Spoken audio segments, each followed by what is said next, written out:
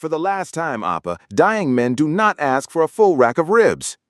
Minji stood at the foot of the mahogany bed, glaring at her father. Beside her, Mrs. Chin was busy adjusting her pearls, looking remarkably calm for a woman whose husband was supposedly taking his last breath. Mr. Chin, the terrifying former head of the Chin Empire, was currently chewing on a piece of beef jerky.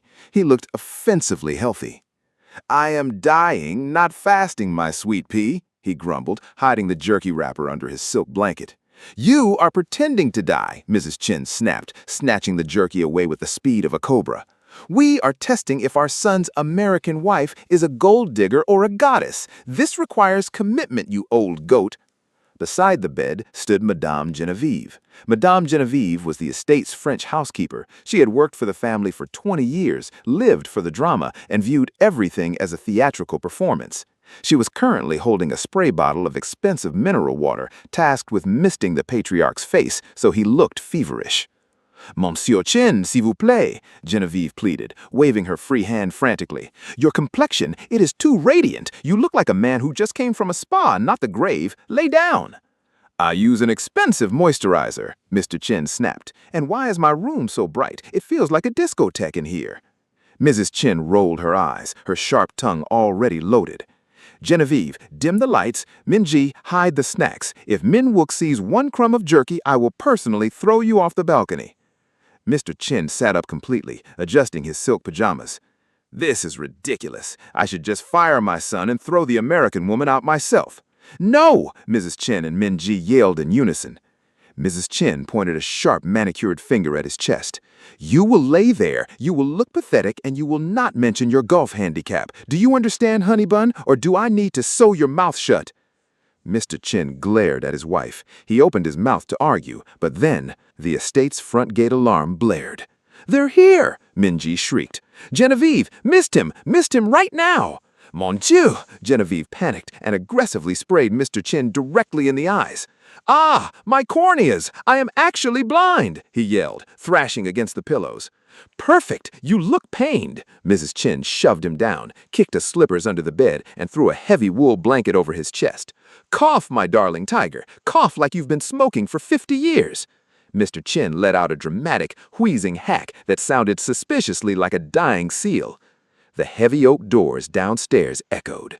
The fake family had arrived, and the real family was a complete and total mess. The double doors swung open. Minji launched herself down the staircase like a woman possessed. "You're finally here!" She crashed into Min Wook with enough force to knock the smaller man backward. Behind her, Mrs. Chin descended gracefully, dabbing invisible tears with a silk handkerchief. From upstairs, a voice boomed. "Is that my son? Bring him to me before the darkness claims me." Nadine blinked. Did he just yell that? Min Wook, already emotional, grabbed her hand. He's always been dramatic. They climbed the stairs. Minji sniffled loudly. Mrs. Chin clutched the banister like her knees might give out. Anaya whispered, "Is Grandpa going to heaven soon?" Adrian was filming on his phone. "For when we're older, so we remember." The bedroom was dim, curtains drawn, one lamp glowing softly. Mr. Chin lay propped against silk pillows, hand pressed weakly to his chest. He turned his head slowly, too slowly like he'd rehearsed it, and locked eyes with Min Wook. "Ah, my son, I was hoping to see your face one final time before the darkness takes me." Now listen, Mr. Chin loved that line. Loved it so much he'd already used it downstairs 10 minutes ago. Pretty sure he saw it in a Turkish drama and decided it was the most poetic thing ever written. The man was committed to that phrase, and honestly, it was working. Min Wook's face crumpled. Nadine's throat tightened. Nobody questioned why a dying man sounded like a soap opera villain. Mr. Chin reached out a trembling hand. "Promise me you will find happiness. Promise me you will not mourn too long." He paused. 3 days maximum, 4 if the funeral is nice. Min Wook gripped his father's hand, voice breaking. "Appa, don't." Mrs. Chin appeared at Nadine's side, clutching her arm. 43 years of marriage, and now I must learn to sleep alone in that big, cold bed." They had 5 other bedrooms. Nadine didn't do the math. She just held Mrs. Chin's hand and said, "I'm so sorry." Mrs. Chin studied her face, then softly, "You understand loss, don't you, dear? A mother can just tell." Nadine nodded, tears building. "I do." Have you ever had to be strong for someone, really strong? Nadine opened up about Kevin leaving, about raising 2 kids alone, about choosing to keep going even when it hurt. Mrs. Chin listened, nodding, occasionally murmuring, but her eyes, sharp, evaluating, pleased. Across the room, Minji leaned close to Minwook. Do you think love can survive anything, even really, really hard things? He looked at Nadine. Yes, he said quietly, I do. Minji and Mrs. Chin exchanged a glance, warm, satisfied. Mr. Chin, riding the emotional high, added more flourish.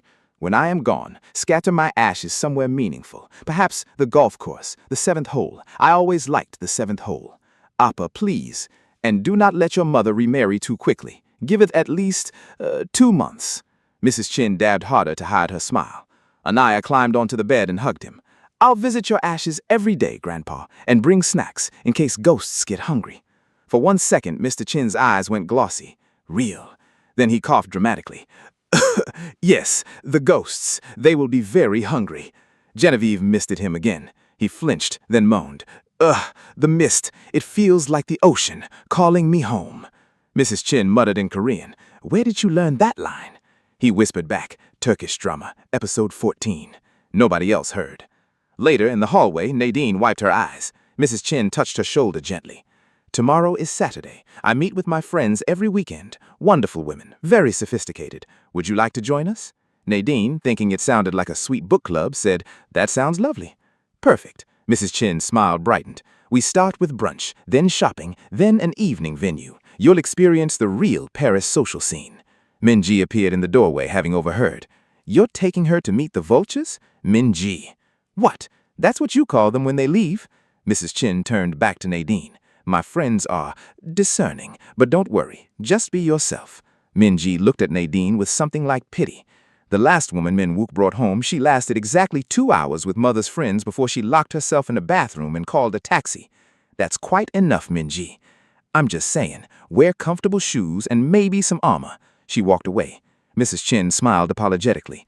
Don't mind her. My friends will adore you. Nadine stood there. Something felt off. Not dangerous off, but evaluation off. Behind the bedroom door, Mr. Chin's voice. Can I eat now? The dramatic dying made me hungry. Nadine didn't hear it. She was already wondering exactly what she'd just agreed to. Mrs. Chin glided toward the Mercedes wearing enough pearls to accessorize a small army. Today you meet my sophisticated friends, very refined, very elegant. The car pulled away. Mrs. Chin checked directions to the exclusive wine bar. Her phone screen went blank. Dead. Oh, the word came out like she discovered her own mortality.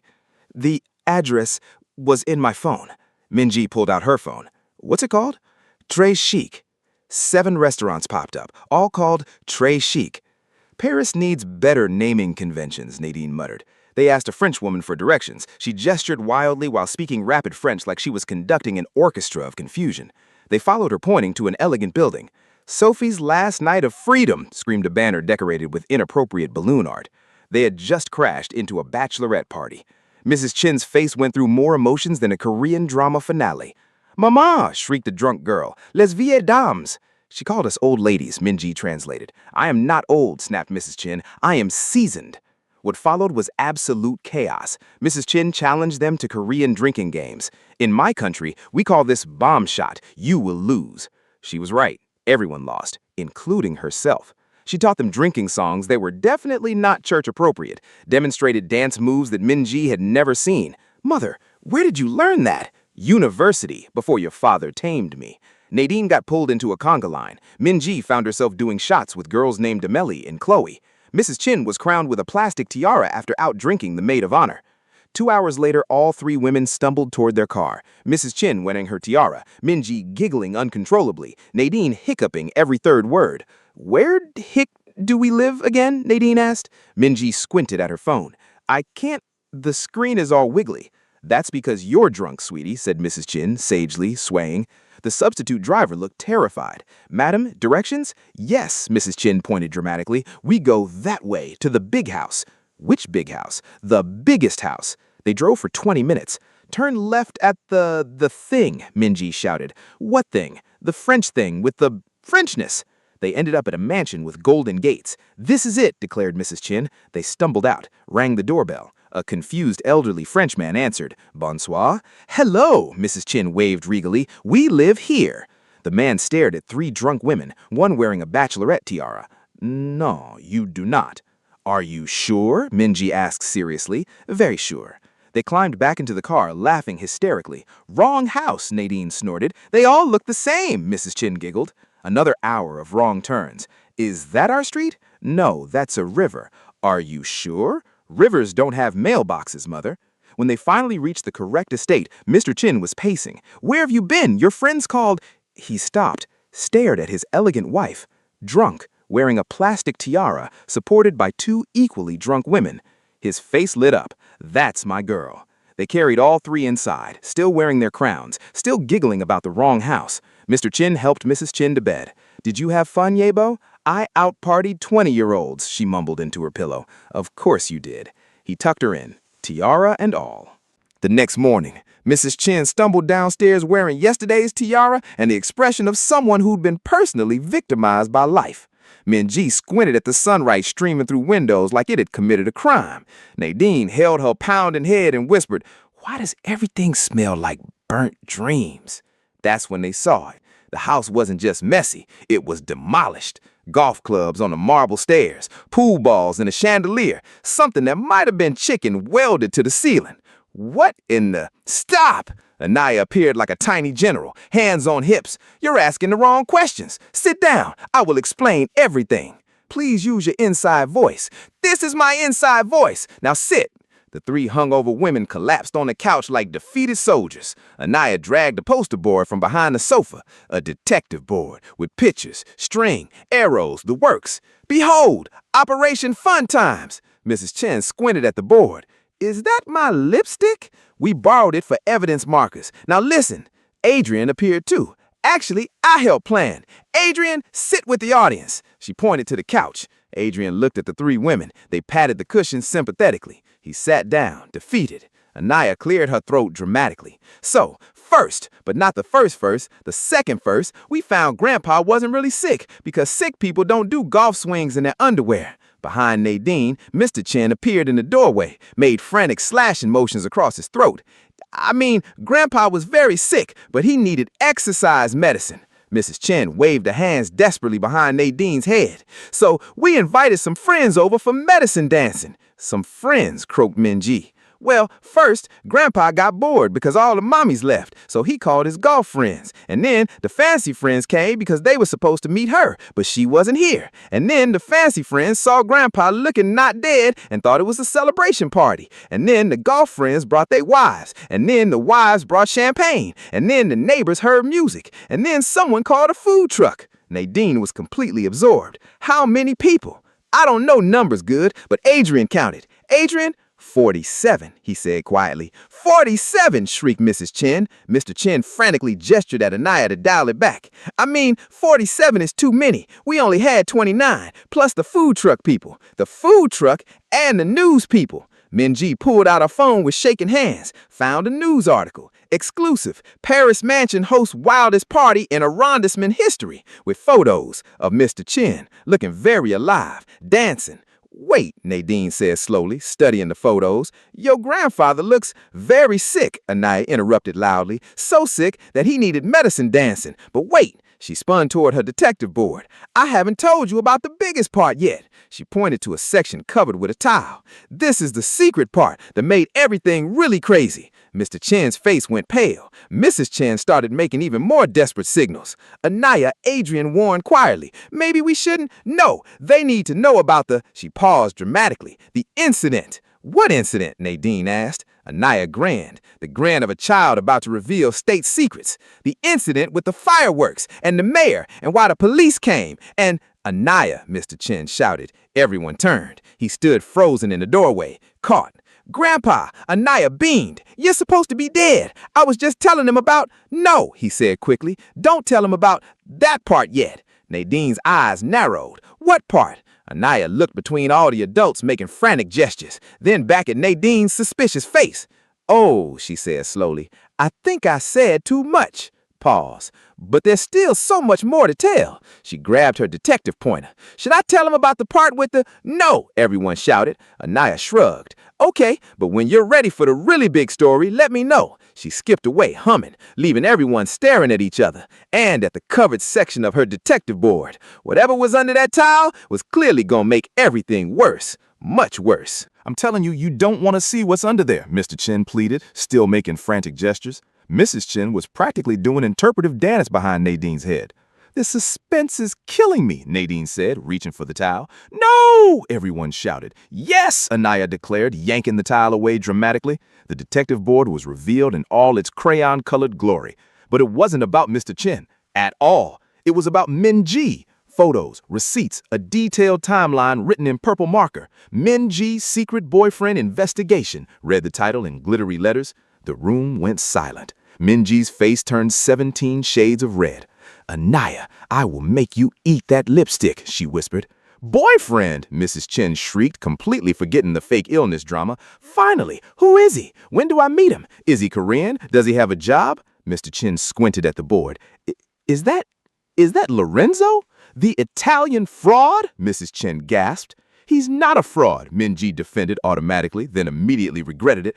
Anaya pointed proudly at her evidence. She's been sneaking out and wearing the good perfume, and she smiled at her phone 17 times yesterday. You counted my smiles? I count everything. Also, he brings flowers but hides them in his car because the front door slammed open. Min-wook stormed in like an avenging angel in an expensive suit. What is happening? I saw father on the international news dancing in mother's feather boa and— He stopped, stared at the detective board, at Lorenzo's photo prominently displayed. Why is the man who owes me 50 million won on the detective board in the living room? Lorenzo owes you money? Minji screamed. Your sister has a boyfriend, Mrs. Chin announced. I'm not actually dying, Mr. Chin added helpfully. Lorenzo is hiding in the kitchen, Anaya contributed. Everyone turned. He's where? Min-wook and Minji yelled simultaneously. From the kitchen came a crash, followed by a heavily accented voice. Merda! Lorenzo appeared in the doorway holding a broken vase, looking like a man who'd been caught stealing the crown jewels. Ah, ciao, Min-wook. Funny story about that money. You're dating my sister? I can explain. You owe me 50 million won. Also explainable. I'm standing right here, Minji shouted. Mrs. Chin clapped her hands. This is wonderful. A family dinner. Tonight. All of us. Mr. Chin looked around. Should I still be dying for this conversation? Anaya raised her hand. I have more evidence if anyone wants to see Minji's secret diary. Anaya, no! Where she wrote Mrs. Minji Lorenzo 17 times. I am going to glue your eyebrows together while you sleep. Lorenzo smiled nervously. Perhaps I should come back later. You're not going anywhere, Min-wook and Minji yelled for completely different reasons. Min-wook continued, we're settling this debt right now. Minji continued, we're talking about this relationship right now. Mrs. Chin beamed. Family dinner it is. Anaya updated her detective board with a fresh crayon. Mission accomplished. Maximum chaos achieved. She was getting very good at this detective thing. Everyone sit, Mrs. Chin commanded, pointing at the dining table with the authority of a dictator. I'm not sitting until someone explains, Min-wook started. Lorenzo owes you money? Minji shrieked again. Can we discuss the money after we discuss? Lorenzo began. Nobody is discussing anything until we sit, Mrs. Chin roared. Mr. Chin wandered in eating a sandwich. Are we yelling about something fun? Minji, Appa, you're supposed to be recovering. From what? I feel fantastic. You were dying yesterday. That was yesterday. Today I'm hungry. Anaya climbed onto the table. I have more evidence. Get down from there, Nadine yelled. No, look. She pulled out photos. Lorenzo brought Minji flowers and chocolate, and he wrote her a poem. You wrote her a poem? Min-wook bellowed. It was a very small poem. In what language? Italian. But I translated. I don't want to hear your poetry, Min-wook exploded. I do, Mrs. Chin clapped. Recite it, now.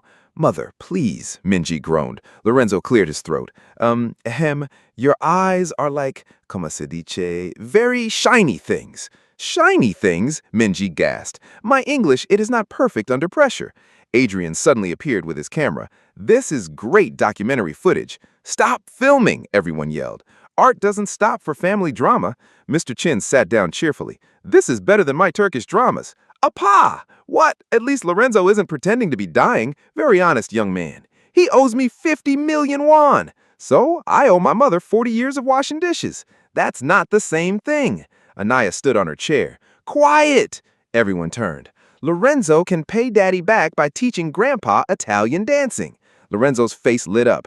Actually, this is a brilliant idea. No, Minwook and Minji shouted. Why not? Mr. Chin asked. I could use exercise. Mrs. Chin grabbed a wooden spoon. Everyone, shut up. She banged it on the table. Lorenzo, you will marry my daughter. Mother. Minwook, you will forgive the debt. Absolutely not. And we're having Korean beefy for dinner. I'm vegetarian, squeaked Lorenzo. Complete silence. Everyone stared at him. You're what? Minji whispered. I do not eat the meat. Very bad for my skin. Mr. Chin dropped his sandwich. My daughter is dating a vegetarian Italian. Pause. This family gets weirder every day. Anaya grinned. I love weird. And somehow, in the middle of absolute chaos, that was the thing that made everyone laugh. Even Minwook. Especially Minwook. Because honestly, weird was working out pretty well for them. By morning, things had escalated. The viral videos multiplied overnight. Interview requests flooded in. Mrs. Chin was living her best life. Mr. Chin was giving quotes to French morning shows. And Minwook was trapped in his own house. Day 3 of being internet famous. Mrs. Chin was doing a 4th interview. Yes, I always knew I had star quality, she told a French lifestyle blogger. Mr. Chin was teaching Genevieve how to pose for photographers. Chin up? No, literally, your chin up. The kids were showing neighborhood children their viral videos. That's my grandpa. He's basically a celebrity. And Minwook was losing his mind. He found Nadine hiding in the library. We need to leave. Where? Anywhere, now. Your mother has 3 more I don't care if she's interviewing the Pope. We're leaving. They tried the front door. Reporters, at least 7 of them.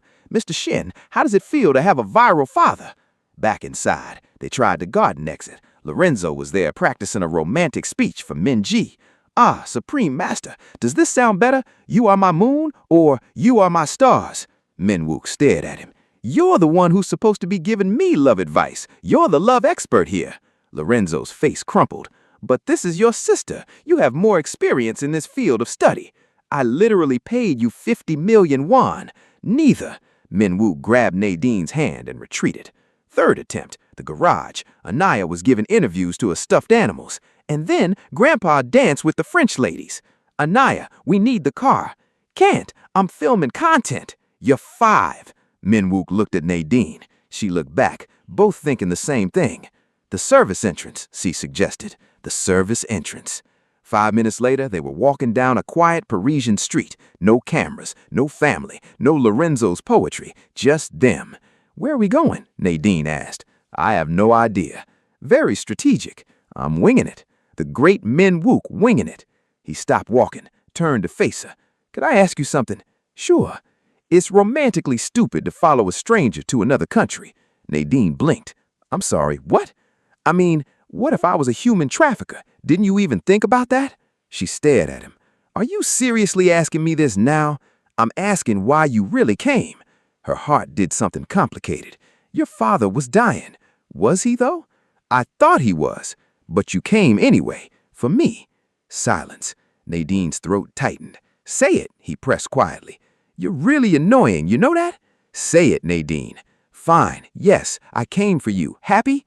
His face did something devastating. Soft, vulnerable, real, very.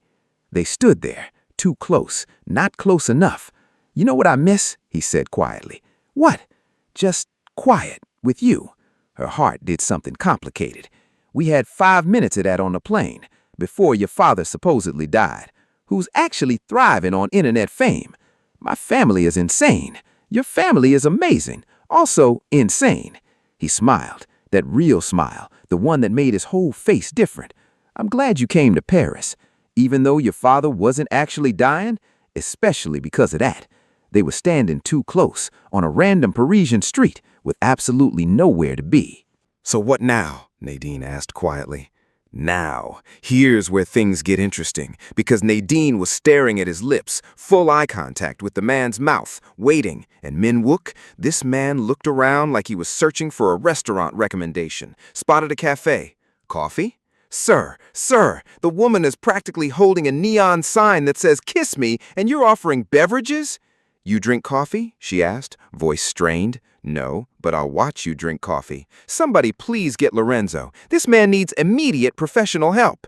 She laughed, slightly hysterical. That's possibly the worst date offer I've ever heard. His ears turned red.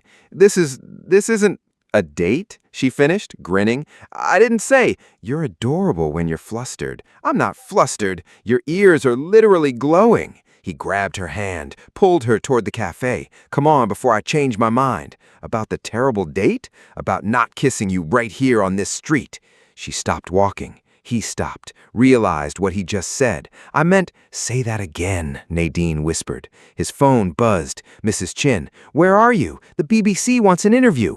Min Wook looked at his phone, looked at Nadine, turned off his phone. The BBC can wait. They were still standing in the middle of the street, his hand holding hers, her question hanging in the air. Say that again? Min Wook opened his mouth. Nothing came out. Then a single drop of rain. It hit his shoulder. Then another. And another. Within seconds, the sky opened. Paris rain, the kind that comes without warning, soft but steady, turning the cobblestones dark, making the streetlights reflect like liquid gold on wet pavement. The cafes around them glowed warmer, yellow lights spilling onto sidewalks, string lights overhead swaying slightly in the gentle downpour. The city transformed, romantic, cinematic, impossibly beautiful. But Nadine wasn't looking at Paris. She was looking at him, at the rain sliding down his black hair, following the sharp line of his jaw.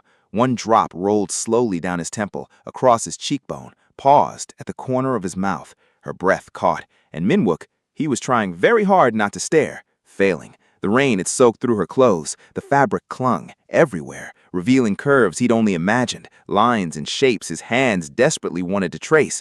Her hair was curlier now, wet, a few strands stuck to her forehead, to her cheeks. She'd never looked more beautiful. He reached up, slowly, brushed a wet curl away from her face, tucked it behind her ear. His fingers lingered, just for a second, against her skin.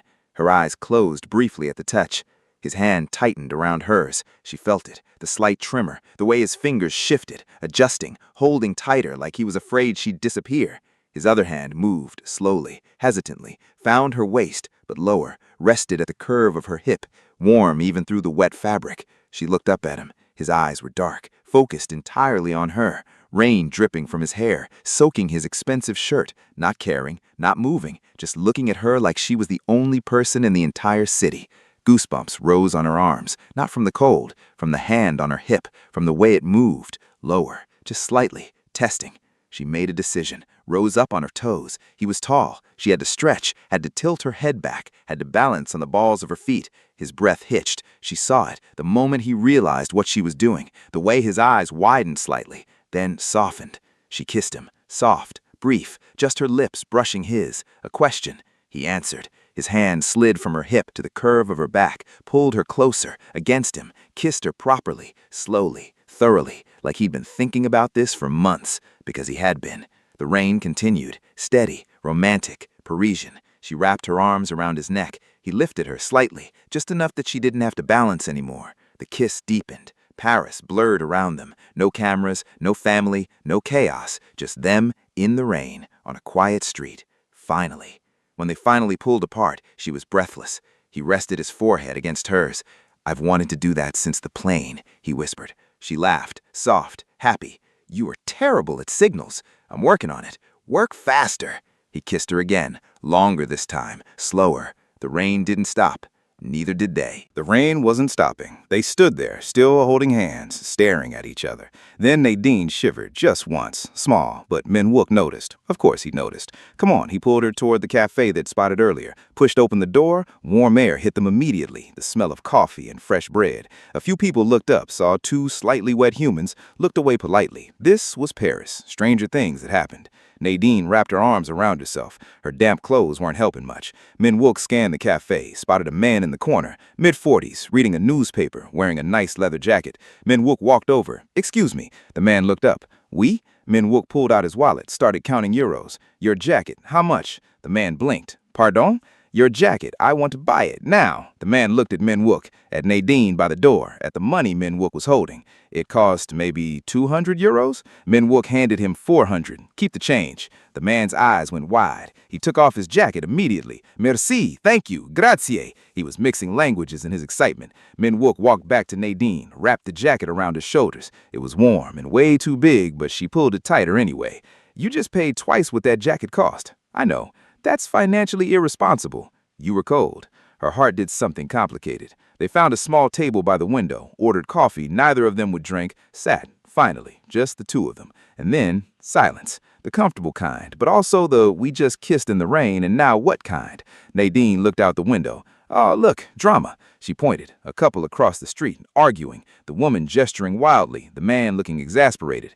What do you think they're fighting about? Nadine asked. Min Wook studied them. She's mad he forgot her birthday. Nadine squinted. No, he told her he likes her sister's cooking better. Min Wook stared at her. That's relationship suicide. Look at her face. That's you just insulted my pot roast rage. He laughed, actually laughed. The couple stomped off in opposite directions. See, Nadine pointed, cooking divorce. Another person caught their attention, a man running in a full suit, briefcase flapping, wet from the rain. Late for work, Min Wook said. No, Nadine grinned. His wife just texted him she's pregnant with twins. He's running to buy cigars but doesn't know where cigar stores are. Why would he buy cigars? I don't know. That's what panicked dads do in movies. Min Wook smiled, pointed at a woman with an umbrella walking 3 tiny dogs. Your turn. Nadine studied her. Okay, she's a retired spy. Those aren't dogs, they're highly trained surveillance animals. Surveillance animals. Each one has a camera. They're poodles. Trained poodles. Inside the cafe, an older couple was having tea, not talking, just existing together. Nadine watched them. What about them? Min Wook looked. For a long moment, he didn't answer. Then quietly, that is what I want. Nadine turned to him. What? That, he nodded toward them. 40 years from now, still having coffee, still choosing each other. Her breath caught. I know this started as an accident, government paperwork, fake marriage, none of it was supposed to be real. But, he said, but I don't want to fix it anymore. Silence, rain against the window, warm cafe, 2 people who accidentally became everything. Good, Nadine said quietly, because I already threw away the divorce papers. His ears turned red. She grinned. Your ears are doing the thing. What thing? The thing they do when you have feelings. I don't have. She kissed him, right there, in the cafe. Quick, soft, perfect. When she pulled back, he was staring at her. I'm gonna need you to do that more often. Get used to it. Outside, the rain continued. Inside, they watched Paris move around them, and for the first time in a long time, everything felt right. Nobody planned the last evening. It just happened, the way real family moments do. No announcement, no agenda, just people gravitating toward each other like they'd been doing it for years. Mr. Chin was teaching Anaya Korean card games in the corner, obviously cheating. Grandpa, I saw that. Saw what? I don't know what you're talking about. You put that card in your sleeve. That's my handkerchief. It has numbers on it. Mr. Chin adjusted his sleeve innocently. I have very mathematical handkerchiefs. Mrs. Chin watched them from her chair, not saying anything, just watching. The quiet satisfaction of a woman who got exactly what she planned for, even if the plan involved faking a death, crashing a bachelorette party, and accidentally going viral. Worth it. Nadine's phone buzzed. She glanced at it. Another meme from Sophie. The French bride had been texting her random things all week. Paris restaurant recommendations, memes about wine, stories about her honeymoon planning. Nadine smiled and put the phone away. Across the room, Minji and Lorenzo were arguing. You cannot put pineapple on everything. In Italy, we are very creative with fruit. That's not creativity, that's a crime. You are so beautiful when you are wrong. I am not. She stopped. That's not going to work on me. It worked a little. It worked 0. She was smiling, though. Genevieve served everyone like she was running a Michelin star restaurant for absolutely no reason, just because she could. Adrian filmed everything quietly from the corner. Final Paris entry, he narrated solemnly into his camera. The family came here broken and confused. They leave different, better, whole. He paused. Also, Grandpa was never dying. That was a whole lie, but it worked out. He panned the camera slowly across the room, landing on each face. Mrs. Chen, Mr. Chen, Minji, Lorenzo, Anaya, his mother, Minwook. Documentary note. This is what family looks like. Loud, messy, slightly criminal, but real. He clicked off the camera. Satisfied. Mrs. Chen found Nadine in the hallway. No wooden spoon, no evaluating eyes, just a woman reaching for her hand. Thank you. Nadine blinked. For what? For being exactly who you are, not who we expected, not who we tested for, just you. Nadine's throat tightened. You didn't have to fake a whole death to get to know me. Mrs. Chen smiled. Where's the fun in that? Nadine laughed. Mrs. Chen pulled her into a hug. Real, warm, the kind of hug Nadine had been waiting her whole life to receive from a mother figure. She held on longer than she intended. Mrs. Chen didn't let go first. Meanwhile, Mr. Chen found Minwook on the stairs. Just sat beside him.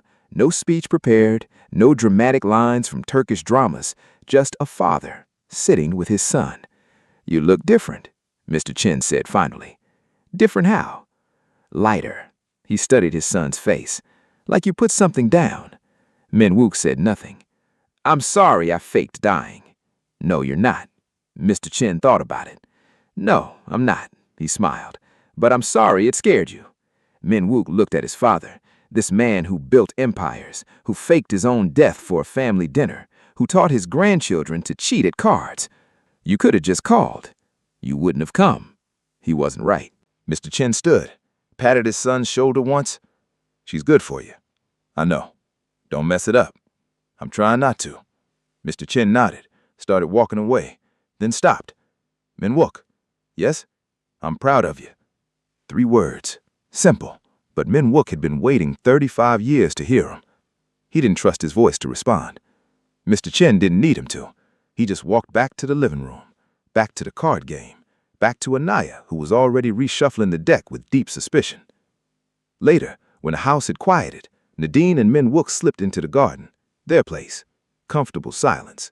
Then Nadine asked casually, when does the 90-day thing end? Minwook checked his phone. Went still. Yesterday. Silence. So we're divorced. Officially. So what are we now? He turned to face her, took a breath, and said it. Something real. Something completely unguarded. The most honest thing Shin Minwook had ever said in 35 years. And Nadine was staring at her phone. Her face had changed completely. Nadine. Nothing. Nadine. Still nothing. What is... Shh.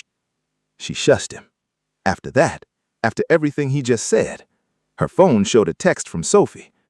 Okay, this is gonna sound insane, but I keep watching your stories and you remind me so much of someone I used to know, like weirdly similar. The way you move, the way you laugh, it's actually freaking me out a little, Lao. Have we met before? She stared at it. He stared at her. Paris glowed below. Beautiful, unbothered, full of secrets it hadn't finished telling yet. And that's where we're stopping. I know. Yeah. I know. Yeah. You're screaming right now. Mhm. What did he say? Who does Sophie know? Mhm. Are they divorced or not? Listen, I could tell you. But where's the fun in that? Episode 4 is coming. Mhm. And honey, if you thought Paris was chaotic, wait until we get back to Seoul.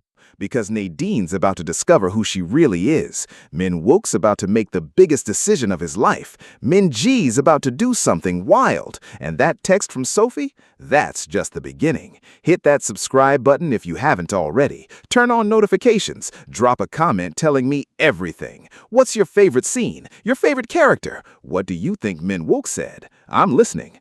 Oh, and to everyone who ate while watching this or watched it quickly at work, how's that working out for you? Did you have to explain to your coworkers why you just gasped at your computer? Did you tell them a Korean man just got shushed after a love confession? No? You just pretended it was an important email? I specifically said don't multitask. But here we are. You played yourself. I'll see you in episode 4, where everything you thought you knew changes.